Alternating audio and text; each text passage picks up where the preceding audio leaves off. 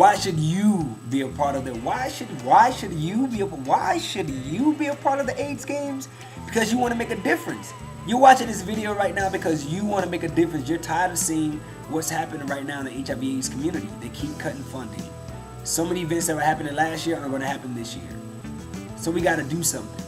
We, as a group of young, group of older, group of wiser people, we have to do something. So that's why you should be a part of it, because you want to be a part of history. You want to make sure that maybe your friends, yourself, people that have passed on, people that are here right now that may be infected, will be able to see you wearing that jersey, saying that, you know what, I made a difference. I made an impact. I cared enough to not just sit on my butt and just do nothing, but I said I'm going to stand up and do something. This is what you have going on in your mind right now. That's why you're looking at this video. You know you want to do something great in your life, amongst all the great things you may have done or may not have done. But this can be one that will truly be a great thing. It's up to you to make that happen. Please, register now. If you don't know, I'll tell you. To register for the AIDS games, all you pay for are your jerseys. These little things right here. They're $20 online, $25 if you mail in. If you want to register, you can go online to aidsgames.com, or you can email info@aidsgames.com and we'll just send you a registration. Like I said, $25 if you mail in, $20 online. Now, if you're HIV positive, we made sure we got sponsors to take care of that. So if you're HIV positive, your jerseys are actually free. I know, it's amazing, right? It's amazing when you just ask people, hey, help me. And that's what we're doing here. We're making sure that we're helping a lot of people that may not have a voice, or voices that may not be too loud, to make sure that people know about this virus. One of the most compelling and unique questions I've received was, why haven't AIDS games? Now,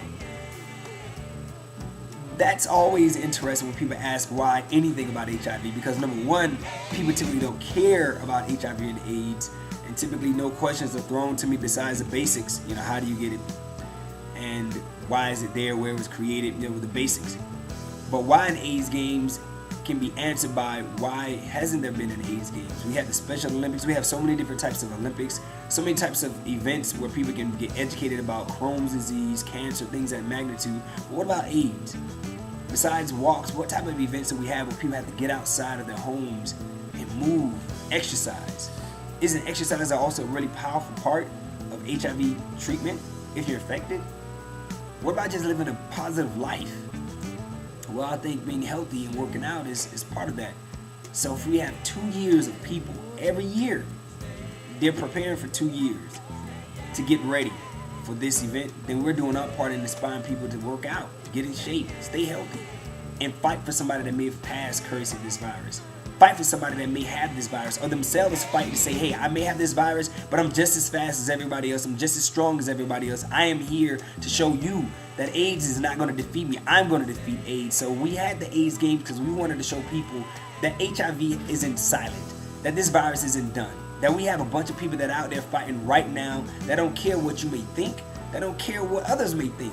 The only thing that they care about is changing the course of this virus. Where more people can smile and laugh and say, hey, I'm a part of the AIDS games. They have it all on their Twitter pages. They have it all on their Facebook pages saying, hey, I made an impact. I'm part of something much bigger than just going outside and partying or doing things that no one even can write a story about. But they're going to write stories about this because they're going to be a part of history. So this is why you should be a part of it. And this is why we have an AIDS games. We wanted to do something different. We want to create a voice for the silent or the voices. We wanted to be there. And now we are. And now you can too. Make sure you register, make sure you be a part of it, and make sure you get your teams together now. Teams, all right, that's one of the biggest questions. How do I set up my team? Well, what you do is you have a minimum of 5, maximum of 10. Now, the most beautiful thing about this is that you want to have 5 awesome people that are on your team, but you have 5 other substitutes that can sit in, for instance, right? Say you have on the kickball team, you have all your fast, strong kickers, but then, hey, they're not good at basketball. Well, you have your other 5 people maybe good at basketball, or maybe good at basketball and track. So you get a chance to mix it up. So you have a minimum of 5, maximum of 10. Now, the most beautiful thing about it is that you can use that as a strategy. Maybe one person's a great poet, maybe one person's good at running the mile, maybe one person's good at sprinting. But it's all about strategy, because what we're doing is not just educating people about HIV, we're inspiring people to think more critically and find better ways to defeat this virus. A majority of your members must be teenagers. If you can't comply, then have at least one that's a teen. There are 2 qualifying dates, December 1st of this year and February 7th of next year. Make sure you show up and show off your team in front of everybody who will be a part of the AIDS Games. And last but definitely not least, June 27th through 30th of 2013, I need you to be there for the AIDS Games.